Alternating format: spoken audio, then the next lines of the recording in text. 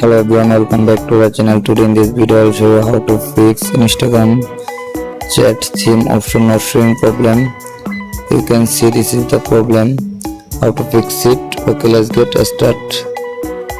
First, go to Google Play Store. Tap on search bar, search for Instagram.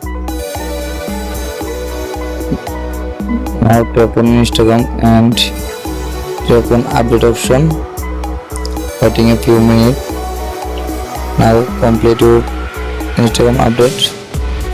Back to home screen and now long tap your Instagram app and tap on I button. Scroll down. Tap on storage. Tap on clear cache and clear data. Tap on delete. Okay, back. And back to home screen. Open your Instagram app.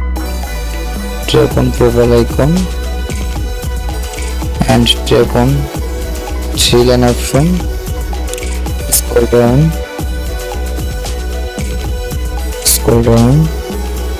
Now tap on help option and again scroll down. Tap on report a problem. Again report a problem.